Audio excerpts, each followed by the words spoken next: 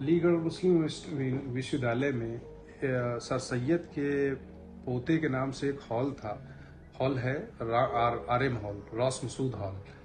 और अभी कुछ साल पहले यानी 2016 में उस हॉल का नाम बदल करके सैयद रास मसूद हॉल कर दिया गया।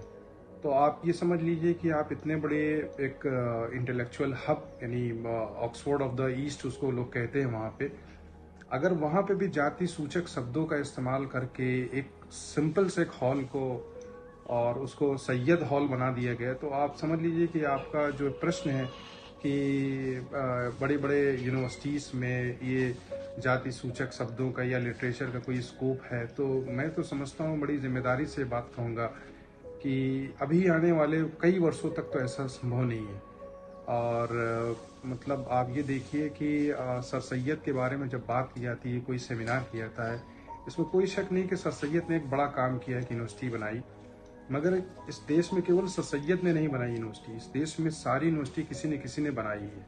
तरीके से सर सैयद को भारत का अरस्तू या प्लेटो या उसको ईसा मसीह के उनके समकक्ष ला के खड़ा करने का प्रयास है, वो मुझे नहीं लगता है कि उसमें बहुत ज़्यादा लोगों को ध्यान देना चाहिए। सर सैयद के संबंध में एक बात ये भी है कि सर सैयद जब बिजनौर के नवाब साहब को कोई ख़त लिखते थे, कोई पत्र लिखते थे, तो उसमें वो उनको जनाब बख्तियार साहब को सैयद अहमद का सलाम पेश है। और जब वही ख़त जब किसी अंग्रेज़ किसी गवर्नर या जज को लिखते थे, तो सर सैयद सीधा उनके नाम से जनाब हटा करके कम बख्तियार खान से मतलब संबोधित करते थे। तो ये समझ लीजिए कि मैं सर सैयद को एक अच्छा डिप्लोमेट, अच्छा रिफॉर्मिस्ट मैं मानता हूँ। मगर अभी बड़ी जिम्मेदारी से बात कहूँगा कि भारत में ये जातिवाद मुस्लिम में हटाया नहीं जा सकता, क्योंकि हमारे बीच में कोई अम्बेडकर नहीं आया। एक कम्युनिटी के बीच में एक अम्बेडकर आए हमारे, तो उन्होंने उनका अपलिफ्टमेंट आप देख लीजिए, जो भी डेटा आता है तो उसमें वो मच बेटर दैन मुस्लिम कम्युनिटीज़। मगर अभी हमारा भारत का जो डेटा देख लीजिए, तो मुस्लिम का डेटा, ख़ासतौर से पसमानदा का जो यहाँ का जो शुरफा समाज है, अशराफ समाज है, उसने धार्मिक तौर से और समाजी तौर से बहुत पीछे कर दिया है। मस्जिद का इमाम बहुत गरीब घर का लड़का ही बन रहा है, मगर तहरीकों का इमाम सैयद ही बन रहा है। बुखारी साहब के बेटे साहब, अभी देख लीजिए, ताज़ा उदाहरण हमारे सामने प्रस्तुत है कि बुखारी साहब के बेटे फिर हमारे शेखुल हिंद हो चुके हैं, और उसमें कहीं डेमोक्रेसी, कहीं जनतंत्र है ही नहीं।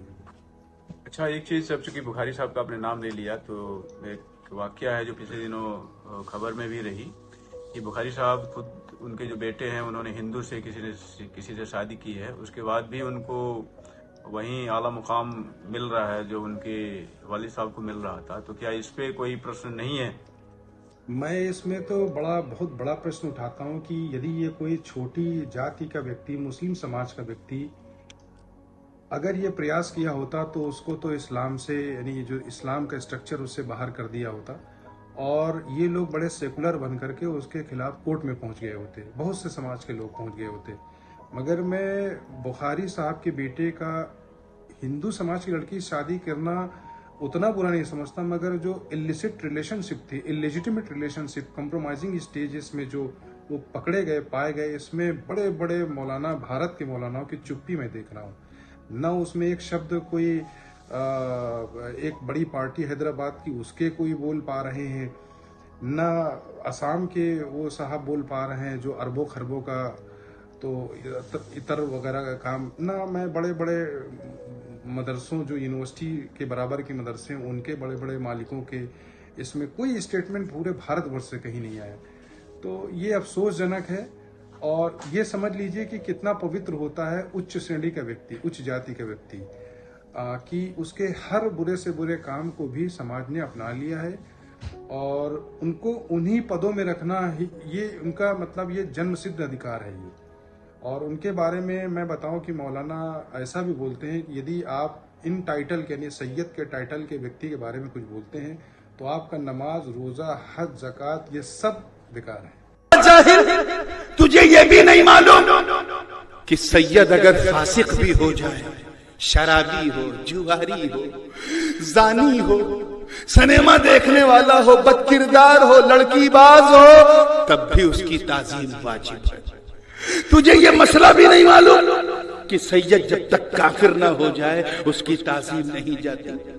अरे तूने वो हदीस नहीं सुनी जिसके रावा उमर इब्ने खत्ताब है, ज़ैनब बोलती है, हजरत उमर रवायत करते हैं, मुस्तफा ने फरमाया कि अगर किसी सैयद के ताल्लुक से बदले की भावना बाल के बराबर भी पैदा हो जाए तो खुदा की कसम उस बंदे पर अल्लाह की जन्नत हराम।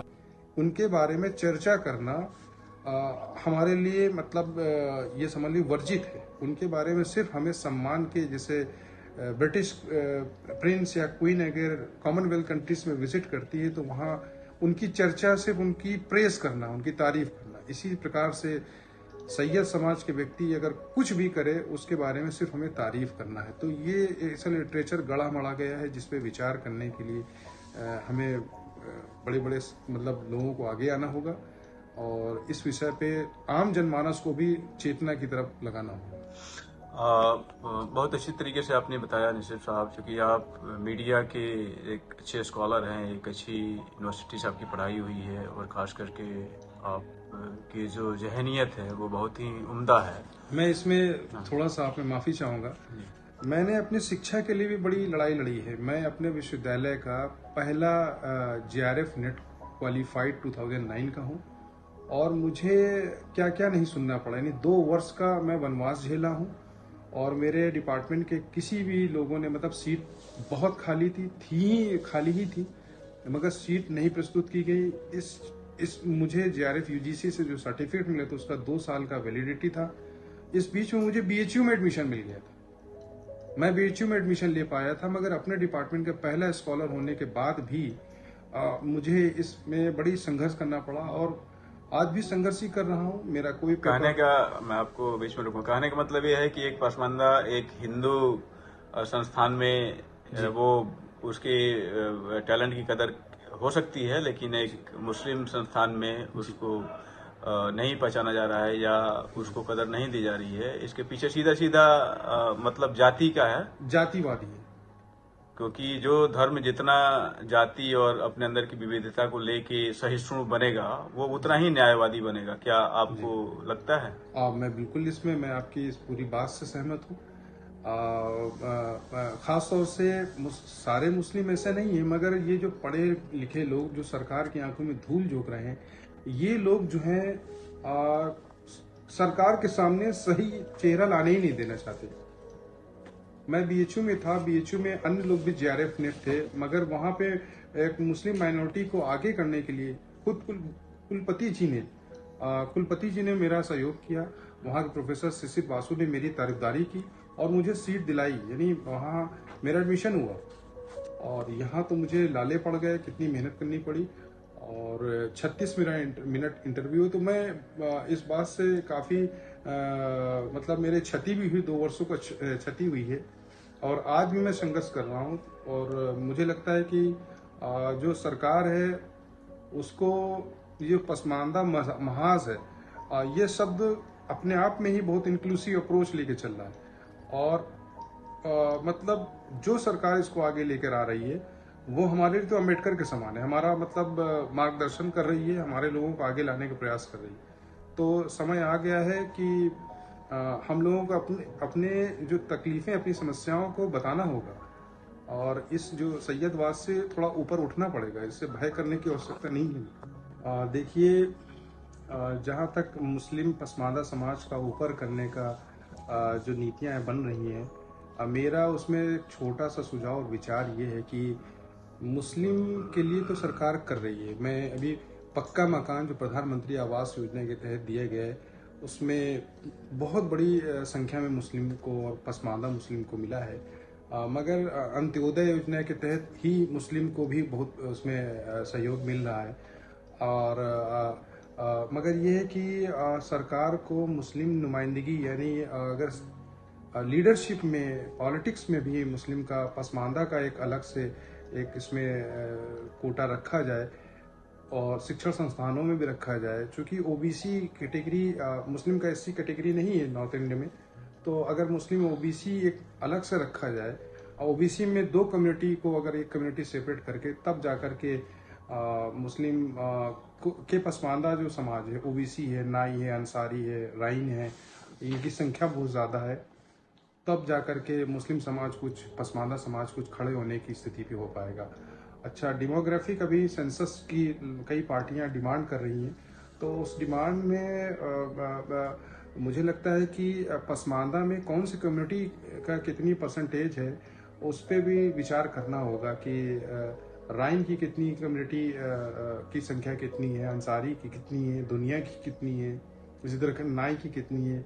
बहुत से समाज जो हिंदू समाज में जो जातियां हैं वही सारी की सारी मुस्लिम समाज में भी जातियां हैं, और उसी प्रकार का हम लोगों को कटाक्ष झेलना पड़ता है।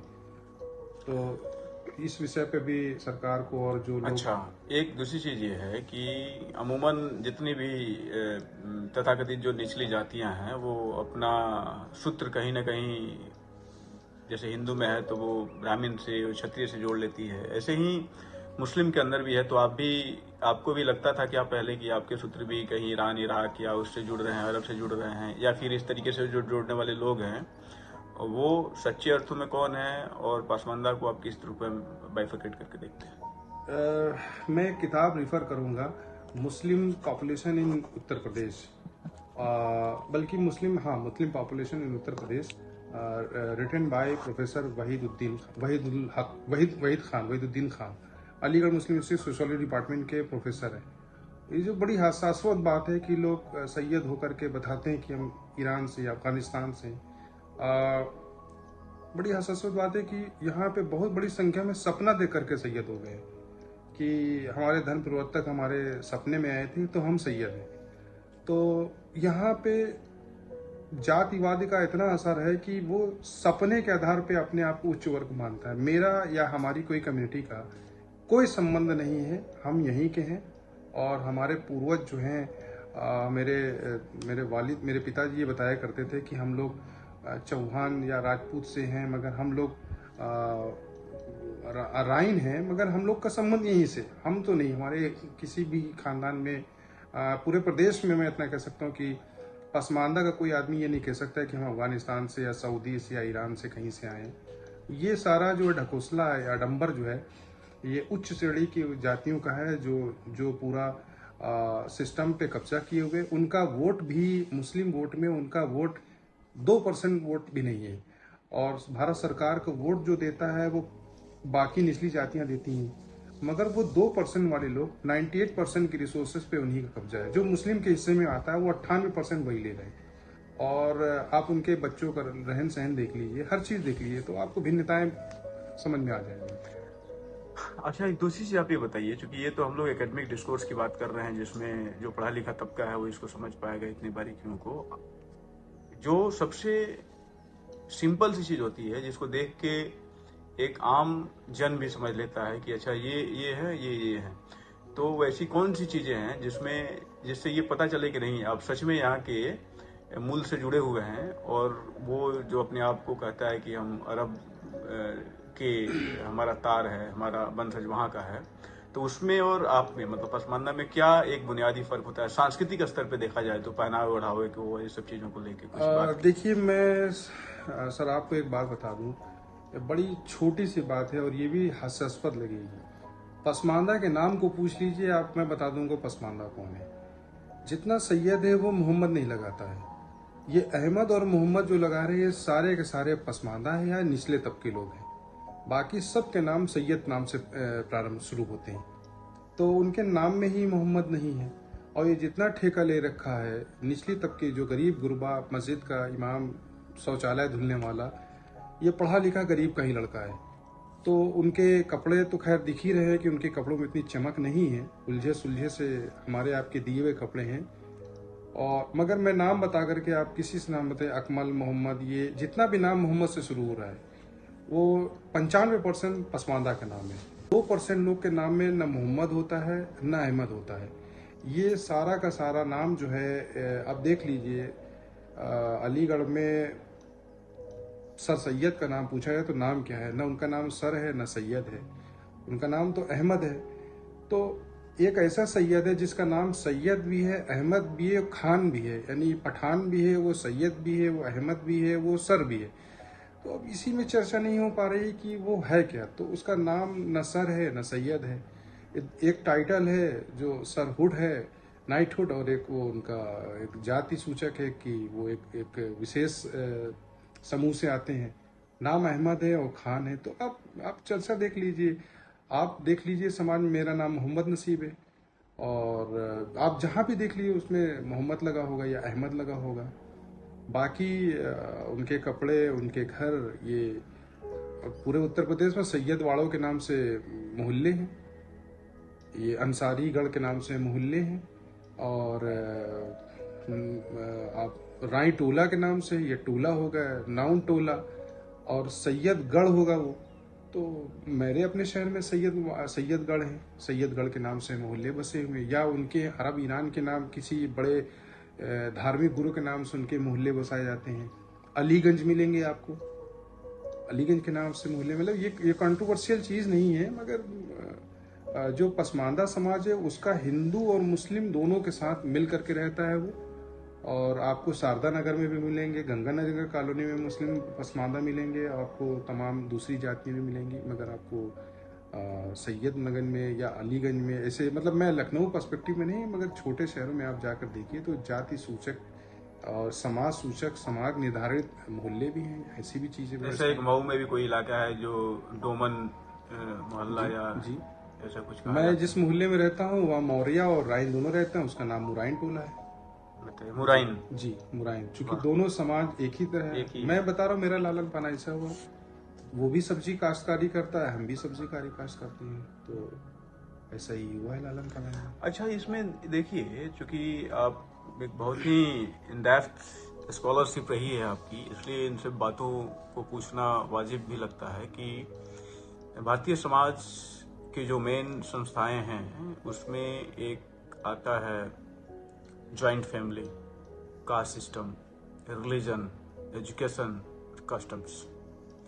तो इन पैरामीटर्स पे जो सोशोलॉजिकली जो डिफाइन किया गया, वैसे है तो बहुत सारे, लेकिन इन 4 डिफाइंड पैरामीटर्स पे किस रूप में आप देखते हैं कि एजुकेशनली उन लोगों का कैसा ट्रेनिंग होती है या उनकी कंडीशनिंग कैसी की जाती है, जबकि वो उनके पक्ष में नहीं है। जैसे मदरसा और बाकी जो मॉडर्न एजुकेशन है, इन दोनों के तालमेल को लेके मैं चाहूँगा कि आप कुछ बताएं।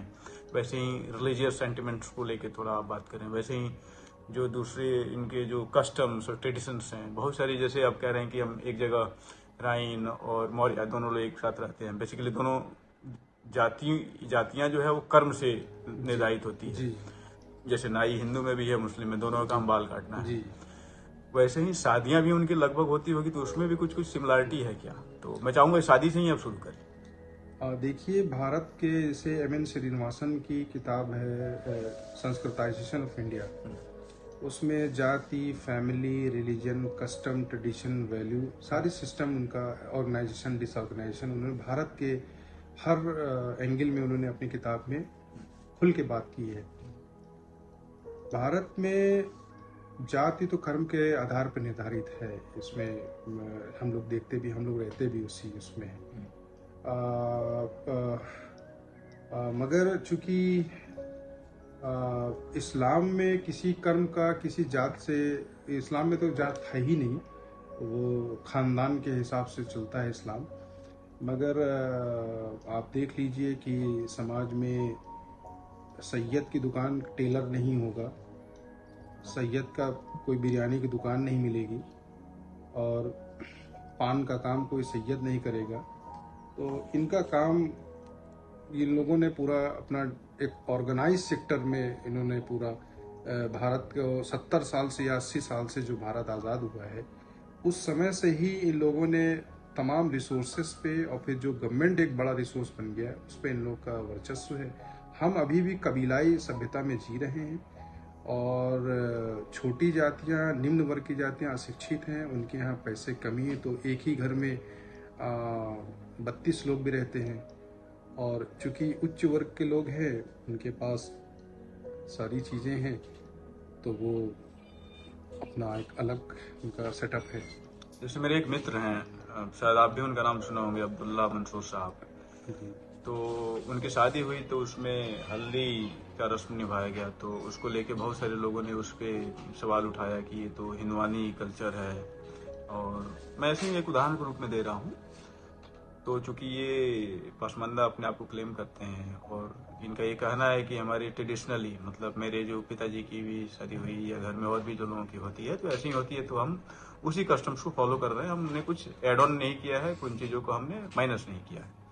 तो क्या इस तरीके से आपने भी कभी कुछ चीज़ों को देखा है या महसूस किया है जो हिंदू समाज में भी होता हो वैसे मुस्लिम में भी हो रहा है? और खासकर जो जाहिर सी बात है जो इस मूल से अपने आप को जोड़ने वाले हैं उन्हीं के यहाँ होता हो।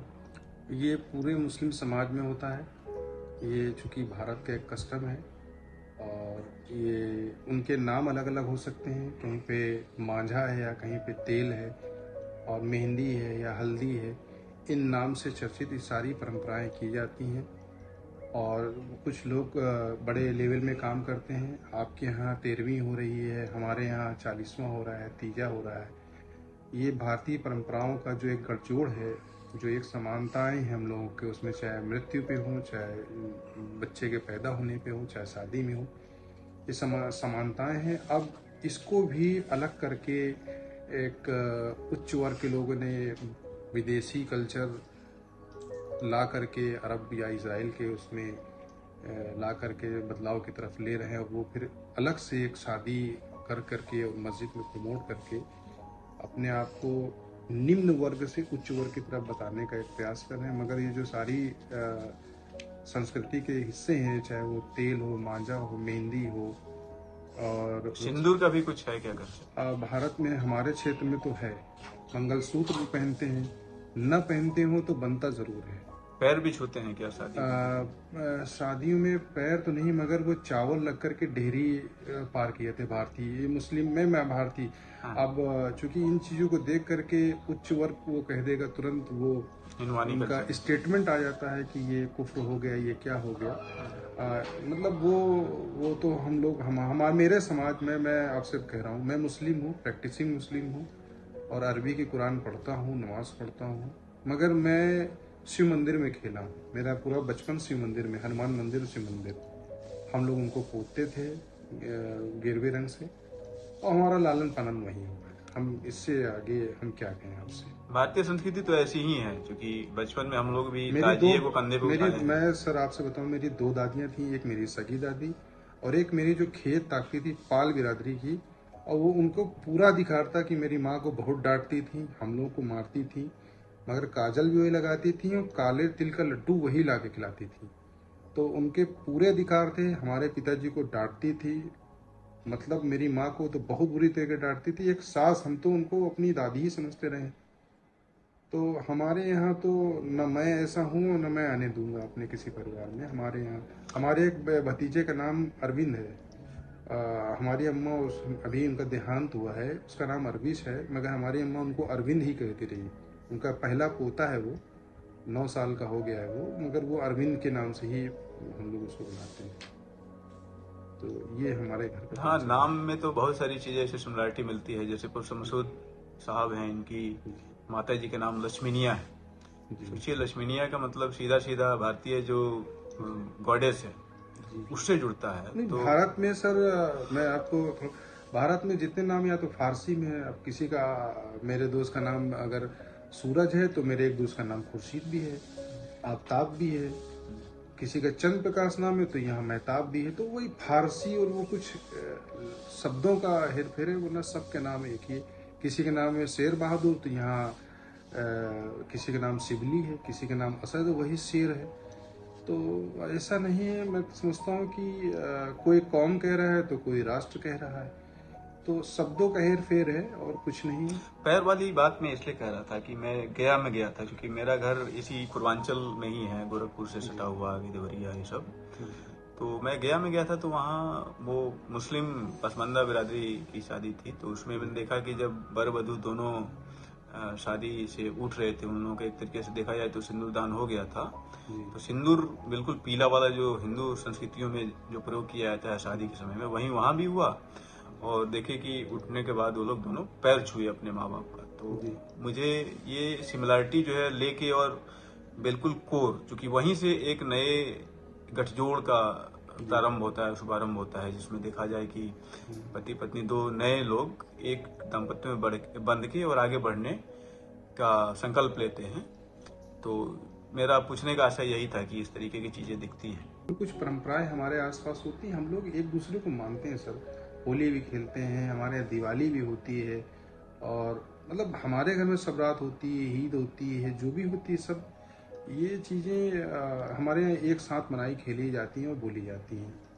तो मुझे नहीं लगता कि इन चीज़ों से, चूंकि इन्हीं चीज़ों को दिखा दिखा करके एक वर्ग जो है अपने आप को पवित्र और मतलब स्वर्ग का ठेकेदार, और मतलब आप ये समझ लीजिए कि स्वर्ग के नाम से परफ्यूम भी बेच रहा है वो, कि वहाँ प्लाटिंग हो रही है, जन्नतुल बकी और जन्नतुल फिरदौस, ये सब जगह है वहाँ जो हो रही है, उसके नाम से वो उनका एक अच्छा रोजगार भी चल रहा है। आपको क्या लगता है सर कि जो साहित्य का दायरा है वो धीरे धीरे बढ़ रहा है?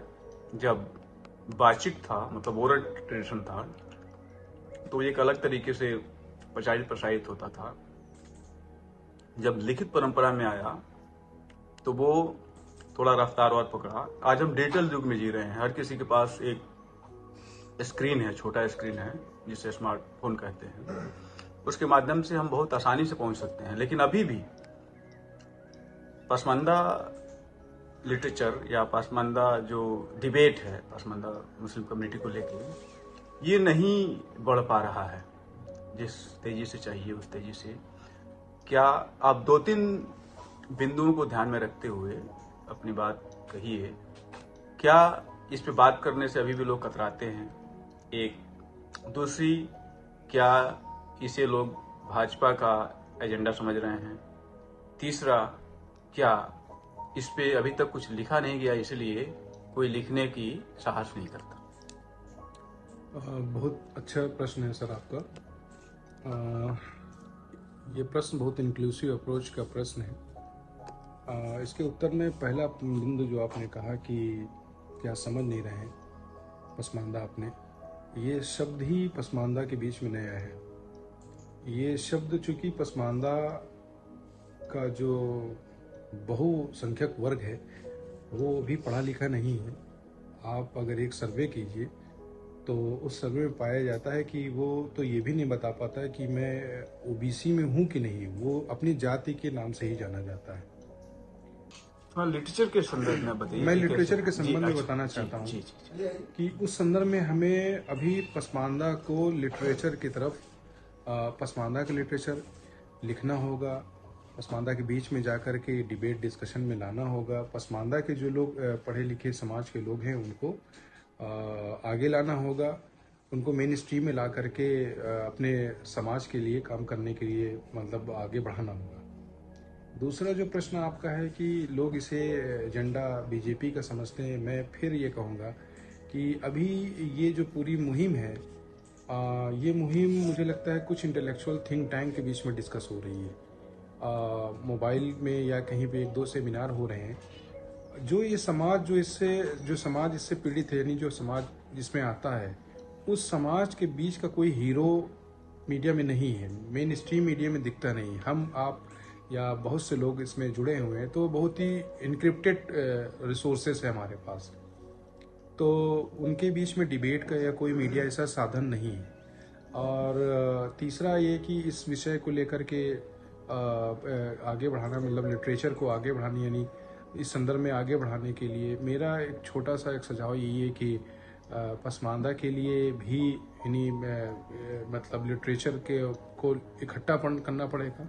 कौन से व्यक्ति कहाँ पे काम किए हैं या कर रहे हैं, और उनका एक लिटरेचर, और उसको फिर यूनिवर्सिटी कॉलेजेस में बढ़ाया जाए, पढ़ाया जाए, सेमिनार किए जाएं, उनके लिए समाज में कहीं संगठन बना करके उनको मतलब बोलने, कहने, सुनने की आज़ादी दी जाए, उनको इकट्ठा किया जाए। यही दो तीन मतलब मूल चीज़ें मुझे दिखती हैं जो इसको, इस महास को आगे बढ़ाया जाए। ये शब्द ही पसमानदा समाज में अभी नया है। वो ओबीसी तो समझता है, पिछड़ा वर्ग तो समझता है, मगर ये शब्द उनके लिए नया है। दरअसल जितनी चीजें लिखी जा रही है उसको एकेडमिक से जुड़े होने के नाते मैं ये सवाल आपसे कर रहा हूँ कि जब तक किसी रचना को क्रिटिक नहीं मिलता, आलोचक नहीं मिलता, तब तक वो रचना स्थापित नहीं होती। रचनाएं कितनी हो, कितनी लिखी जाए, कितनी वीडियो बनाई जाए, लेकिन जब तक लोग उसमें दिलचस्पी नहीं लेंगे तब तक उसका प्रचार प्रसार नहीं होगा। पसमानदा के साथ भी ऐसा ही है। ये ऐसा नहीं है कि जो लिखा गया है वो चीजें नहीं थी पहले, वो चीजें थी।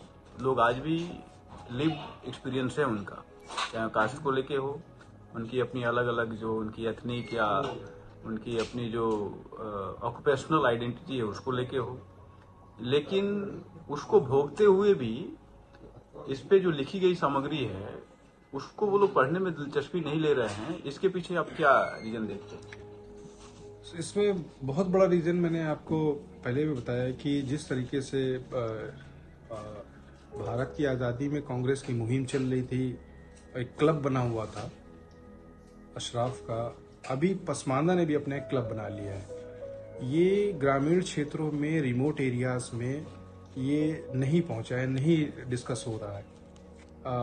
ये ऑफिस लेवल में, इंटरनेट लेवल पे ही बात हो रही है। तो मुझे लगता है कि हमें इसमें गांधी जी से एक मतलब एक सीखने के लिए है कि गांधी जी कांग्रेस को न ज्वाइन करके आम जनता से जाकर जुड़े और आम जनता के मुद्दों को छेड़ा। आज़ादी के बाद उन्होंने बहुत बाद में शुरू की। तो इसी तरह से पसमानदा समाज में शिक्षा के लिए लोग प्रेरित भी नहीं हो रहे हैं। हाँ, एक रस्मी तौर से वो पढ़ाई कर लेते हैं, मगर अभी एक पसमानदा को ओवरऑल एक मूवमेंट के तौर पे, एक आंदोलन के तौर पे शिक्षित वर्ग को, इस्टेब्लिश वर्ग को उनके बीच में जाना होगा। मेरे जैसे व्यक्ति को दिल्ली में नहीं जाना चाहिए, मेरे जैसे व्यक्ति को अपने समाज, अपने शहर, अपने गांव में जाना चाहिए। हमारे जो समाज में हज़ारों की तादाद में 17,500 लोग जो है फतेहपुर में हैं, और उसमें 17 लड़के नहीं पढ़ रहे हैं जो हायर स्टडीज़ में आए हुए हों। तो मुझे दिल्ली जाकर के या लखनऊ जाकर के नहीं, मुझे अगर मैं सक्षम हो जाऊं तो मैं अपने शहर में मुझे काम करना चाहिए और उनसे इस विषय पे बात करना चाहिए, उनको आगे बढ़ाना चाहिए, समझाना चाहिए। फिर जाकर ये प्रयास एक सफल मतलब एक आंदोलन के रूप में एक रूप धारण कर सकता है। तो आप जितने माइनॉरिटी इदारे हैं या फिर वो इदारे भी जो खास करके माइनॉरिटी या सोशल जस्टिस के नाम पे चलते हैं और उसमें एक खास वर्ग या एक खास जाति के लोग अभी तक बने रहे हैं और उसमें पसमानदा की एंट्री अभी तक नहीं है, वहाँ चपरासी तक भी नहीं है, देखा जाए तो उसका दरबान भी नहीं है। तो आप इस संबंध में क्या कहना चाहेंगे या फिर आपकी क्या अपील है सरकार और समाज दोनों से? सरकार से मेरी अपील यही है कि सरकार जो पसमानदा के सो कॉल्ड पसमानदा लीडर्स को खड़ा कर रही है इस समय पे, ख़ास तौर से एकेडमिक्स से निकले हुए लोगों को वो राष्ट्रीय उपाध्यक्ष भी बना रही है, मगर वो लोग पसमानदा का लबादा ओढ़े हुए हैं। वो पसमानदा से उनका कोई संबंध नहीं, सोशल जस्टिस से उनका कोई संबंध नहीं, और उनके पर्सनल उनका जो पर्सनल बैक हिस्ट्री है उसको देखा जाए, जब वो किसी कार्य क्षेत्र में पद पे रहे, मेरे मतलब उदाहरण के तौर पर पूर्व कुलपति श्री तारिक मंसूर जी 5 साल वहाँ पे रहे हैं, तो उनका एक लाइफ हिस्ट्री देखना चाहिए कि उनके करियर में कितना उन्होंने पसमानदा को के लिए काम किया और एकदम से वो पसमानदा के एक लीडर बन के बनाए गए, उठाए जा रहे हैं, आगे बढ़ाए जा रहे हैं। इसी प्रकार से आप अन्य ऑफिसेस में देख लीजिए कि मुझे जहाँ तक मालूम है कि ये इतना बड़ा एक इदारा है वक्फ बोर्ड का, इसमें चाहे ज़फ़र याब जिलानी साहब रहे हों या अन्य लोग, इसमें कोई आम मतलब जो बहुसंख्या मुस्लिम का जो बहुसंख्यक तबका है वो उसमें से नुमाइंदगी नगण्य है, बिल्कुल है ही नहीं। तो सरकार जो इस तरीके से पसमानदा को रेखांकित कर रही है उसमें अभी सही लीडरशिप की कमी है, सही मतलब अच्छे लोगों की कमी है। जो लोग आ रहे हैं वो पसमानदा के भी अशराफ बन चुके हैं, और सिर्फ एक जाति, मान लीजिए कि मैंने कहा कुरैशी, तो कुरैशी दो है, एक अरब का कुरैशी, एक भारत का कुरैशी है। तो उनको भी कोई अंसारी है तो भारत का अंसारी है कि वो अरब का अंसारी है। तो कुछ टाइटल पसमानदा के हैं मगर वो मतलब विदेशी टाइटल भी है, वो लोग वो पसमानदा नहीं है। तो सोशल जस्टिस की बात हो नहीं पाती है। इन चीज़ों को भी मतलब नकली लोगों से बचाया जाए पसमानदा समाज को। यही मेरी भारत सरकार से या मतलब इस लीडरशिप को इसमें मतलब गौर करके काम करना होगा, वरना पसमानदा समाज भी इस चंगुल में फंस जाएगा कि नाम तो पसमानदा का होगा और न उसका लिटरेचर में कहीं कोई प्रेजेंस होगी, न उसकी कहीं समाज की, न राजनीति में कहीं उसकी कोई मौजूदगी नहीं होगी। एक टाइटल भी चोरी किया हुआ टाइटल है। आप देखिए कि असली और नकली दो टाइटल भी समाज में चल रहे हैं पसमानदों के। कुरैश आप देख लीजिए और अंसारी देख लीजिए। इनको रेखांकित किया जाए कि असली कुरैशी कौन है, वो चिन्हित किया जाए, और असली कुरैशी कौन है, अरबी कुरैशी या अजमी कुरैशी, अरबी अंसारी या अजमी अंसारी। तो इन विषयों को भी देखना चाहिए। मीडिया के पर्सपेक्टिव से मैं चूँकि मीडिया का एक स्टूडेंट भी हूँ और एक टीचर भी हूँ यहाँ पे, तो मीडिया लिटरेसी को समझने की आवश्यकता है कि मीडिया को सोर्स ऑफ इंफॉर्मेशन एक टूल समझ करके आगे बढ़ाया जाए। पढ़े लिखे लोगों को सही बातों को समझाने के लिए एक मतलब अच्छे लेक्चर रिकॉर्ड किए जाएँ, अच्छी किताबों को इकट्ठा किया जाए और समाज के लोगों को, युवाओं को वो कंटेंट प्रोवाइड किया जाए, चाहे वो यूट्यूबर, चाहे प्रोफेसर्स का इंटरव्यू रिकॉर्ड करके और उनको सुनाया जाए, या जोड़ा जाए लड़कों को या युवाओं को इस विषय पे कि मीडिया कितना बड़ा रोल प्ले कर रहा है पूरी दुनिया में। और मेरा कुल मिलाकर के मीडिया का इस्तेमाल, प्रयोग जो है जानकारी और पढ़ाई के मकसद से ही किया जाए। मीडिया एक ऐसा टूल है कि जिससे अभी डिसइंफॉर्मेशन भी बहुत तेज़ी के साथ हो रहा है। तो मैंने अपने शुरू में कहा कि हमें मीडिया लिटरेसी की आवश्यकता है। मीडिया जिस तरह से इस्तेमाल किया जा सकता है, कई एक ऐसे उदाहरण हैं हमारे बीच में जिनको मैं इस वीडियो में मतलब नहीं डिस्कस करना चाहता हूँ, जिससे बहुत बड़ी बड़ी आबादियाँ डिस्पर्स की गई। तो मीडिया का प्रयोग छोटी मोटी मुद्दों पे जब तक बिना गहन अध्ययन किए हुए उन पे विश्वास नहीं करना चाहिए। धार्मिक सामग्री को बिल्कुल अवॉइड करें, और मीडिया विशेषज्ञों से, यानी कोई टीचर हो जिसका नीचे टाइटल हो कि हाँ वो टीचर है, कोई पढ़ा लिखा व्यक्ति हो, उसकी बातों को ही सुने। और एक इस क्षेत्र में, नहीं पढ़ने के क्षेत्र में, रोजगार पाने के क्षेत्र में पढ़े लिखे लोग, जागरूक लोग, अभी एडमिशन का दौर चल रहा है, परीक्षाओं का दौर चल रहा है, तो जो लोग इस संबंध में जुड़े हुए हैं वो लोग नए एडमिशन के बारे में, जो 12वीं के बच्चे हैं, 10वीं के बच्चे हैं, नई छात्रवृत्तियों के बारे में, पसमानदा समाज के मुझे नहीं लगता है कि 5% बच्चों को पता होगा कि केंद्र सरकार की कौन कौन सी स्कीमें चल रही हैं, और महिलाओं को नहीं मालूम होगा कि राज्य सरकार कितनी उनको सहायता प्रोवाइड करा रहा है। और पसमानदा के लोग खेती भी करते हैं तो उनको किसान पोर्टल के बारे में नहीं मालूम होगा। तो जो पढ़ा लिखा तबका है, शिक्षित वर्ग है, वो किसान पोर्टल और लोन के विषय में या शिक्षा के विषय में मीडिया का प्रयोग करने के बारे में प्रोत्साहित करें। इससे काफ़ी इम्प्रूवमेंट हो रहा है दुनिया में।